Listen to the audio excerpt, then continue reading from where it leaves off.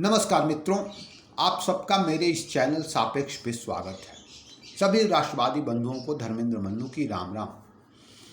मित्रों, तीसरे चरण का चुनाव खत्म हो चुका है और तीसरा चरण ने जाते जाते एक ऐसा मुद्दा खड़ा कर दिया है, एक ऐसा मुद्दा पूरे चुनाव में हावी होने लगा है जिसने मतलब कि भाजपा को काफ़ी बढ़िया एज मिल रहा है और मतलब कि विपक्ष को मतलब कि सोचने पे और कंफ्यूजन में डाल दिया और पूरी तरह से पीछे ढकेल दिया है। और ये मुद्दा है धर्म पर आधारित आरक्षण का, मुस्लिम आरक्षण का।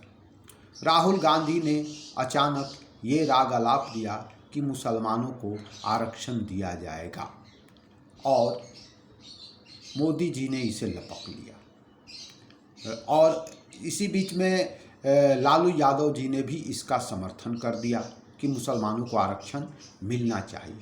अब मोदी जी ने जो दो दिन जो रगड़ा है इस मुद्दे को चुनाव प्रचार में तीसरे चरण के दौरान के मतलब पूरा विपक्ष समझ में नहीं आ रहा है क्या करें।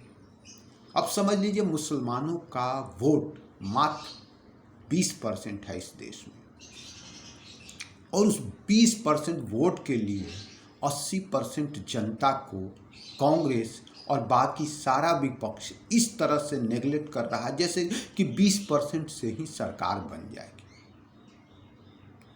अगर 20% से सरकार बननी होती तो तुम्हारी सरकार कब की बन चुकी होती, क्योंकि मुस्लिम वर्ग, मुस्लिम धर्म मजहब के लोग भाजपा को वोट नहीं देते, वो सब तुम्हें ही मिलता है। फिर क्यों उन्हें इस तरह उनके सामने नाचने की ज़रूरत है? तुम्हें ज़रूरत है, विपक्ष को ज़रूरत है अभी हिंदुओं के वोट की, हिंदुओं के वोट की, जो उस 20% में जुड़कर और 20% 40% कर सके ताकि मोदी को हराया जा सके। लेकिन पूरा विपक्ष पता नहीं कौन सा भांग की गोली खाकर पॉलिटिक्स कर रहा है कि वो मुसलमानों को खुश करने के लिए में लगा हुआ है, मुसलमानों के सामने नाचता जा रहा है। अरे मुसलमानों की तो मजबूरी है कि वो तुम्हें ही देगा, क्योंकि वो भाजपा को दे नहीं सकता। तो फिर मुसलमानों को और ज़्यादा खुश, तुमने आज तक 70 साल के राजनीति में तुमने मुसलमानों के लिए कुछ नहीं किया, केवल उनको झांसा देने के अलावे, उल्लू सीधा करने के अलावे, उनको धार्मिक कंपनसेशन, उनको मजहबी कंपनसेशन देने के अलावे, मजहबी उपद्रव की छूट देने के अलावे तुमने कुछ नहीं किया है। न उनको गरीबी दूर करने की कोशिश की है, न तुम लोगों ने कभी उनकी शिक्षा दीक्षा के अशिक्षा को दूर करने की कोशिश की। केवल मजहबी जुनून को बढ़ावा देने का उनका काम किया ताकि वो एकजुट रहे और तुम्हें वोट देते रहे। फिर आज जब उसके अपोजिट में हिंदू एक हो गया है और हिंदू वोट जो तुम्हें देता था वही 20% में, जो 20% 10% मिक्स करके 30% होते थे और तुम जीतते थे, 35% होते थे और तुम जीतते थे, सरकार बनाते थे, वो हिंदू वोट अब कंसोलिडेट हो गया, एक जगह एकत्र हो गया इस तुम्हारी चालबाजी को समझते हुए। तो तुम इस हिंदुओं के इस एकत्र होने के कारण तुम्हारे होने वाले नुकसान को कब समझोगे? तुम्हें अब मुस्लिम वोट नहीं चाहिए, मुस्लिम वोट तुम्हें मिल रहा है, तुम्हें सिर्फ हिंदू वोट चाहिए। लेकिन विपक्ष जो है वो मुसलमानों के सामने ही नाचने पर को तुला हुआ है, खुश करने को तुला हुआ है और बीजेपी इसका सबसे ज़्यादा फायदा उठा रही है। बीजेपी के मोदी जी ने इस मुद्दे को, धर्म पर आरक्षण के मुद्दे को पकड़ लिया। उन्होंने सीधे सारे मंच पर लगातार बोल रहे हैं कि वो हिंदुओं का आरक्षण छीन कर, ओबीसी और दलितों और पिछड़ों के आरक्षण को छीन कर वो मुसलमानों का आरक्षण नहीं देने देंगे, वो धर्म के आधार पर आरक्षण नहीं होने देंगे, मर जाएंगे पर नहीं होने देंगे। और इसका भयानक असर हो रहा है और अब ये समझ में आ रहा है विपक्ष को, लेकिन तब तक देर हो चुकी है। अब पूरा का पूरा ओबीसी और पिछड़ा वर्ग, दलित वर्ग ये सोचने पर मजबूर है कि जिन्हें हम सपोर्ट करते हैं, जो हमारे नेता माने जाते हैं, वो हमारा ही हक छीनकर मुसलमानों को दे रहे हैं और हम उनका ही सपोर्ट करते जा रहे हैं। जबकि मोदी हमारे लिए लड़ रहे हैं। हमारी जाति के आरक्षण को छीनकर अगर मुसलमानों को आरक्षण दिया जाएगा, देगी ये पार्टी, तो हम फिर हमारा ही हक कम होगा और ऐसे में हम उन पार्टियों को समर्थन क्यों करें। ये जो पिछड़ा वर्ग है, ओबीसी है, दलित वर्ग है, ये तेज़ी से समझता जा रहा है। मोदी जी की जो बातें हैं, मोदी जी के जो हर मंच से ये जो अनाउंसमेंट है, भाषण है, धार्मिक आरक्षण को लेकर और ओबीसी के आरक्षण को छीनने से लेकर, ये प्रमुखता से वो कह रहे हैं और इस चीज़ को मतलब ओबीसी और दलित वर्ग बहुत गहरे से ले रहा है। पता नहीं ये कौन सी राजनीति कर रहा है विपक्ष। जिसका खाएंगे, जिसका वोट लेंगे, उसका ही हक छीनकर दूसरे को देंगे। माना कि आप मुस्लिम आपको प्रिय है, लेकिन ऐसे मामले में जब लोकतंत्र है और सत्ता वोट से बनती है, तो आपको बहुसंख्यक वर्ग वोटों का ख्याल रखना ही पड़ेगा, नहीं चाहते हुए भी आपको रखना पड़ेगा। अगर उनके प्रति इतना बहुत सारा प्रेम है, तो आप उस प्रेम को छुपा कर रखिए, जैसे कर्नाटक में आपने छुपा के रखा और जीतने के बाद उसको अप्लाई किया। जी हाँ मित्रों, कर्नाटक में कांग्रेस ने जीतने के बाद मुसलमानों को आरक्षण दिया है और ये बात हिंदू समझ नहीं रहा है, क्योंकि हिंदू को अभी कर्नाटक की बात कहीं भी प्रमुखता से घूमी नहीं है, पहुंची नहीं है लोगों को। आम जनता इसको लेकर बहुत फिक्रमंद नहीं है और सोच नहीं रही है। आम हिंदू के पास, दलितों के पास इन लोगों ने, इनके मीडिया तंत्र ने इस बात को पहुंचने नहीं दिया गंभीरता से। लेकिन मोदी जी का ये भाषण इस बात को गंभीरता से पूरे इंडिया में, पूरे हिंदुस्तान के दलितों को, पिछड़ों को, ओबीसी को पहुंचा रहा है और उन्हें कह रहा है, उन्हें बता रहा है कि तुम हिंदू हो और तुम्हें हिंदू होने के कारण ये आरक्षण मिला हुआ है और कांग्रेस इस आरक्षण में से कट करके, छीन करके तुम्हारे हक को छीन करके मुसलमानों को अलग से आरक्षण दे रही है और मुसलमानों में से सारे मुसलमानों को दे रही है। उसमें जाति के नाम पर कुछ नहीं है, उनमें वो बिल्कुल धर्म के नाम पे जा रहा है।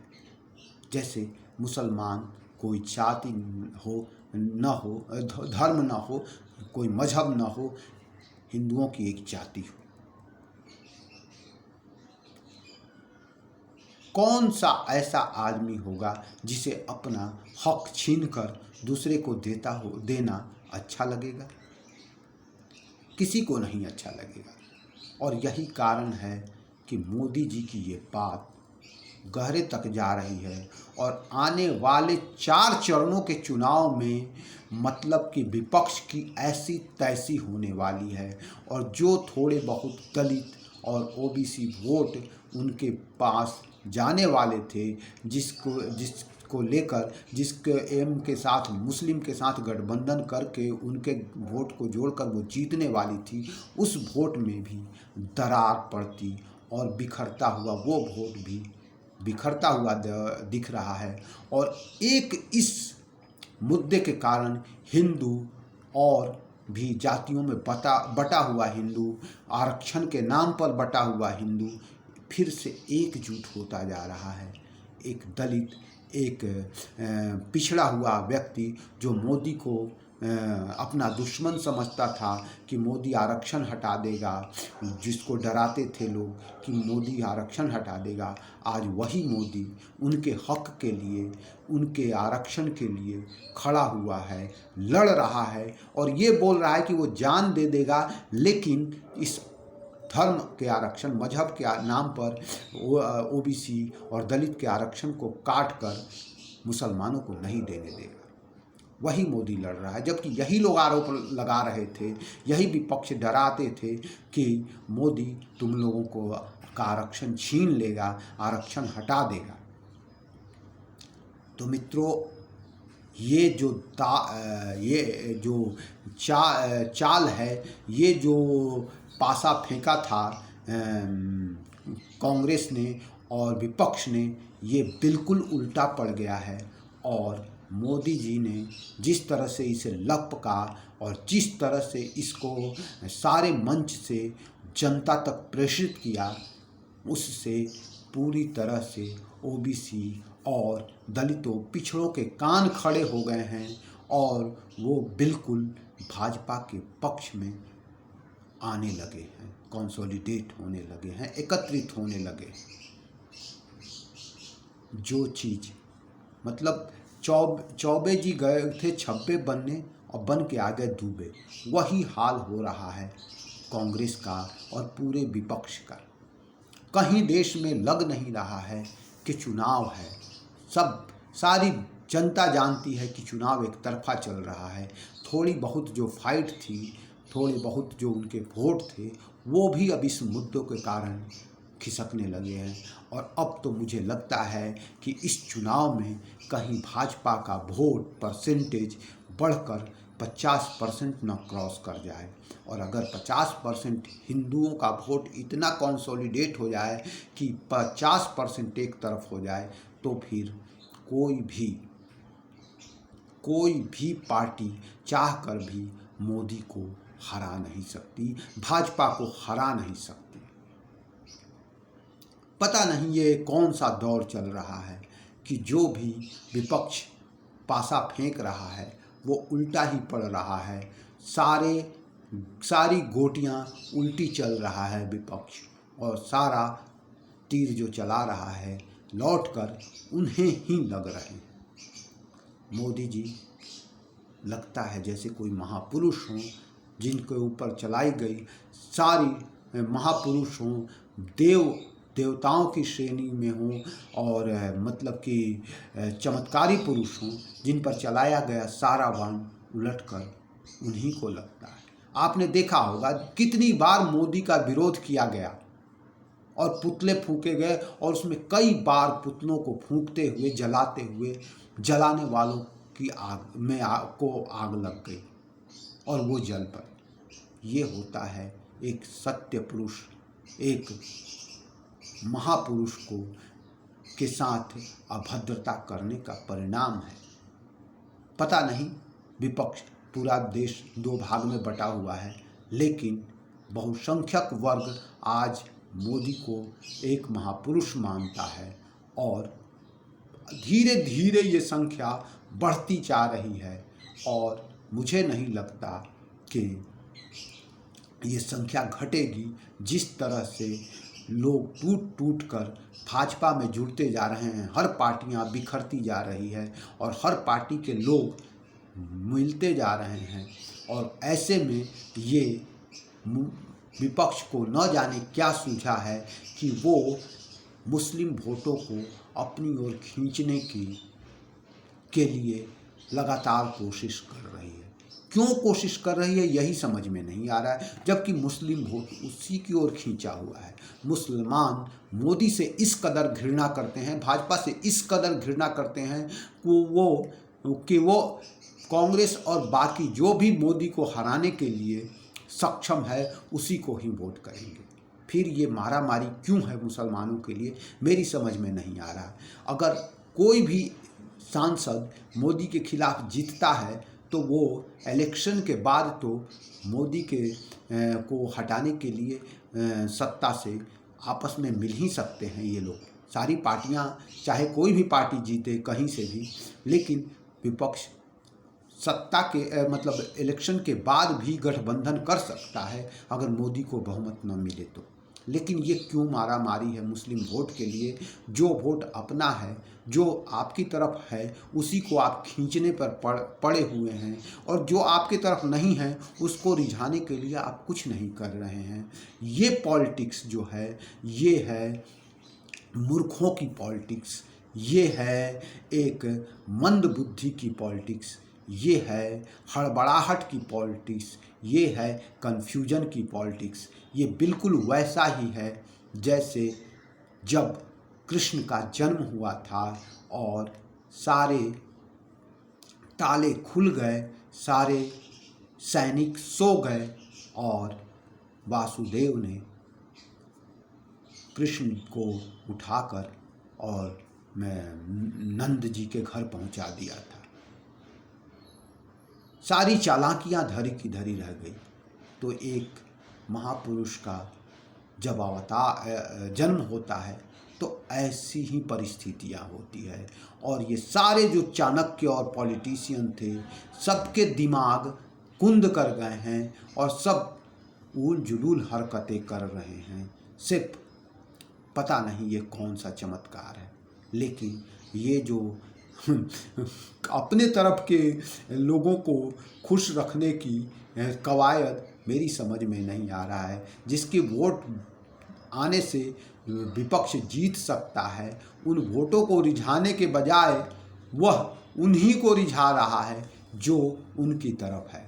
मोदी जी ने तो इस बार ठान लिया है, वो जान गए हैं कि मुस्लिम वोट उन्हें कभी नहीं मिलने वाला है। पिछले 2 इलेक्शन में उन्होंने अपना सबका साथ सबका विकास का नारा राग आलाप लिया, बहुत देख लिया, लेकिन उन्हें कोई भी मुसलमान वोट देने को तैयार नहीं हुआ। और इस बार तो उन्होंने खुलकर हिंदू मुसलमान करना शुरू किया है, क्योंकि ये 3 इलेक्शन से वो विपक्ष को देख रहे हैं कि वो खुद तो कट्टर धार्मिक आधार पर चुनाव लड़ते हैं और भाजपा को कट्टर और सांप्रदायिक कहते हैं। खुद संप्रदाय के आधार पर चुनाव लड़ते हैं, मुसलमानों के सामने नाचते रहते हैं दिन भर उनको खुश करने के लिए, और मोदी पर भाजपा पर आरोप लगाते हैं कि ये हिंदुओं की पॉलिटिक्स कर रहे हैं। अरे भाई, तुम मुसलमानों की पॉलिटिक्स कर रहे हो, कोई हिंदुओं की पॉलिटिक्स क्यों नहीं कर सकता है? तुम 20% के लिए इतनी बड़ी पॉलिटिक्स कर रहे हो और वो 80% के लिए कोई कुछ ना करे। और जब मोदी जी ने इस बार बिल्कुल खुलकर खेलना शुरू कर दिया है और वह जान गए हैं वो कि कतनो कर जोगा टोना बबुआ सूती हैं ओही कोना, एक भोजपुरी की कहावत है कि कतनो कर जोगा टोना बबुआ सूती हैं वही कोना। तो मोदी जी जान गए हैं कि ये जो मुस्लिम जो वोट का बबुआ है वो मेरे चाहे जितना भी मैं उसके लिए कुछ कर दूं, ये हमसे घृणा ही करेगा, ये केवल विपक्ष को ही वोट देगा। इन्हें न तो शिक्षा से मतलब है, न विकास से मतलब है, न इन्हें बेरोजगारी से मतलब है, न इन्हें महंगाई से मतलब है। इन्हें मतलब है तो सिर्फ और सिर्फ अपने धर्म से। आप चाहे इनके लिए घर बनवा दो, आप चाहे इनके लिए रोजगार दे दो, ये आप इनके लिए चाहे कुछ भी कर लो, ये आपको वोट नहीं देंगे। ये देंगे उसी को जो इनके मजहबी जुनून को पूरा करने में सहायता करेगा। बस ये उसी के हैं, उसी पार्टी के हैं जो इनके मजहबी जुनून को पूरा करने में सहायक होगा। और विपक्ष ये लालू हो या मुलायम हो, इनको वोट देना उनका शौक़ नहीं है, उनकी मजबूरी है, क्योंकि उनके पास थोड़े बहुत हिंदू वोट हैं। मुसलमान बहुत चालाक वोटर है, वो जानता है कि वो अगर वो ओवैसी को वोट देगा तो ओवैसी को सिर्फ मुसलमानों के 20% वोट से कुछ नहीं होने वाला, वो हर जगह हारेगा। लेकिन अगर लालू और मुलायम को वोट देगा, कांग्रेस को वोट देगा, तो उनके साथ थोड़ा बहुत हिंदू वोट भी जुड़ा हुआ है, जो दोनों मिलकर बीजेपी को हराने के में हरा सकता है। तो इसीलिए जो मुस्लिम वोट है, मजबूरी में कांग्रेस हो या फिर सपा हो या फिर अन्य विपक्ष की पार्टियां हैं, उनको वोट देता है। उनका बस चले, अगर वो बहुमत में हों तो वो इनको ठेंगे पे रखें और सारा का सारा वोट वो ओवैसी और मुस्लिम पार्टियों को दें। मोदी ये जान गए बिल्कुल, क्योंकि इस पिछले 10 सालों में मोदी जी ने मुसलमानों के लिए बहुत काम किया है। उन्होंने जो भी योजनाएं चलाई वो किसी हिंदू या मुस्लिम को ध्यान में नहीं रख के की, वो सबके ध्यान में रख के की। अगर घर मिले हैं सरकारी आवास के में तो सबसे ज़्यादा मुसलमानों को मिले हैं। सिलेंडर मुफ्त में मिले हैं तो सबसे ज़्यादा मुसलमानों को मिले हैं। सारी सुविधाएं हैं, आयुष्मान कार्ड मिला है तो मुसलमानों को भी मिला है, वैसे ही जैसे कि हिंदुओं को मिला है। इतना सब कुछ करने के बाद भी 3 तलाक मुस्लिम औरतों का जो सबसे शोषण का ये था, 3 तलाक, उसे बीजेपी ने हटाया, मोदी जी ने हटाया। लेकिन इसके बाद भी मुस्लिम तो क्या, ये 3 तलाक की शिकार मुस्लिम महिलाएं फिर भी नहीं पिघली। उन्हें बीजेपी नहीं चाहिए, क्योंकि उन्हें ये विकास नहीं चाहिए, उन्हें ये सुविधाएं नहीं चाहिए, उन्हें ये काम नहीं चाहिए। उन्हें चाहिए तो बस अपने मजहबी जुनून को पूरा करने का हक चाहिए। और ये हक कौन देता है? विपक्षी जब सत्ता में होते हैं तो देते हैं, क्योंकि उन्हें देश को लूटना है और साथ ही साथ उन्हें भी उनके जुनून को जिंदा रखना है, ताकि वो 20% उन्हें देते रहें वोट। लेकिन इस बीच बीजेपी ने खेला कर दिया, और 10 साल पहले मोदी जी ने खेला कर दिया, और आरएसएस का 90 साल का जो तपस्या थी उसने खेला कर दिया, और हिंदू वोट कंसोलिडेट हो गया, एकत्र हो गया। और आज तो हिंदुत्व का ऐसा ज्वार बह रहा है जिसमें सारी पार्टियां बह गई हैं। और ये जो आत्मघाती कदम उठाया है मुस्लिम आरक्षण का जो विपक्ष ने, ये तो इन्हें और हाशिए पर ला देगा। कौन यादव चाहेगा कि उसका आरक्षण काट कर मुसलमानों को दिया जाए? भले ही वो यादव सपा समर्थक हो, अगर सपा समर्थक, लालू समर्थक यादव भी नहीं चाहेगा कि उसका आरक्षण काट कर किसी मुसलमान को दिया जाए। तो ये आरक्षण का सेल्फ गोल, जो मुस्लिम आरक्षण का सेल्फ गोल जो विपक्ष ने किया है, ये मोदी को 400 पार करवा के मानेगा। और मोदी रुकने वाले नहीं हैं। इस बार 400 तो अगली बार 450, क्योंकि हिंदू एकत्र होते जाएंगे। और अगर हिंदू एकत्र हो गए 100%, तो फिर तो कोई भी मोदी को हरा नहीं सकता, क्योंकि कांग्रेस या अन्य विपक्षी दल बिल्कुल जीतने की राजनीति ही नहीं कर रहे हैं। वो उसी को रिझाने में पड़े हैं जो उनके पास है। जो उनसे दूर है उनको अपने पाले में लाने की कोई कोशिश नहीं कर रहे हैं। हिंदू उन पर खुश हो, ऐसा वो कोई काम नहीं कर रहे हैं। और ज़्यादातर जो हिंदू जातियों में बटा था अब एक हो चुका है। वो जातिवाद के टूट के मतलब को समझ गया है। तो अब देखिए क्या होता है 4 तारीख के इलेक्शन के बाद। ये विपक्ष कौन सा रोना लोता है, लेकिन विपक्ष सेल्फ गोल पे सेल्फ गोल करता जा रहा है। और ये जो धर्म पर आधारित मुस्लिम मजहब पर आधारित मुसलमानों को जो आरक्षण देने की वकालत का जो मुद्दा उठाया है विपक्ष ने, ये तो सबसे बड़ा सेल्फ गोल है इस चुनाव का, जो कि उन्हें कहीं का नहीं छोड़ेगा। तो आज के वीडियो में इतना ही। सभी राष्ट्रवादी बंधुओं को धर्मेंद्र मन्नू की राम राम। प्लीज़ मेरे इस चैनल को सब्सक्राइब कीजिए, वीडियो को देखिए, लाइक कीजिए और अच्छा लगे तो शेयर कीजिए। जय श्री राम।